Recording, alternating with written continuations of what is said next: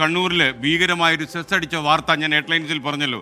41,264 രൂപയാണ് നിർമ്മാണ തൊഴിലാളി ക്ഷേമനിധി സെസ് ചുമത്തിയത്.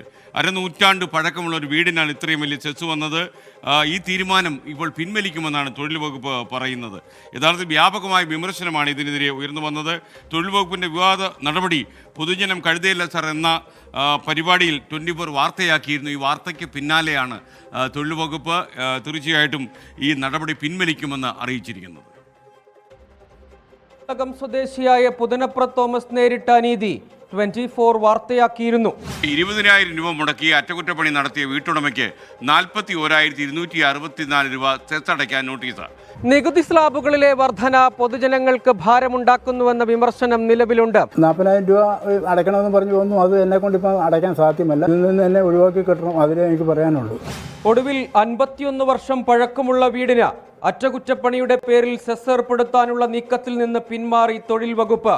മേൽക്കൂരയിലും വീടിന് പിറകിലും ആസ്ബറ്റോസ് ഷീറ്റിട്ട് നവീകരിച്ചതിനാണ് വൻതുക നിർമ്മാണ ചെലവും തറ വിസ്തീർണവും കണക്കാക്കി സെസ് ചുമത്തിയത്. വീടിന്റെ കാലപ്പഴക്കവും നവീകരണ പ്രവൃത്തി മാത്രമെന്നും ചൂണ്ടിക്കാട്ടി കേളകം പഞ്ചായത്ത് സാക്ഷ്യപത്രം നൽകിയിരുന്നു. ഇതടക്കം ഉൾപ്പെടുത്തി തോമസ് ലേബർ ഓഫീസിൽ നേരിട്ടെത്തി പരാതിയും നൽകി.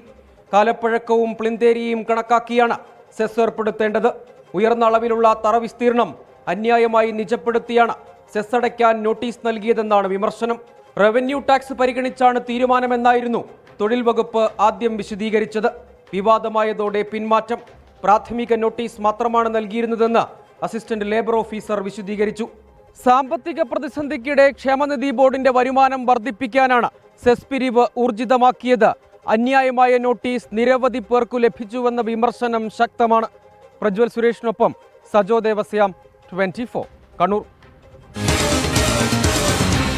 പൊതുജനം കഴുതയല്ല സാർ.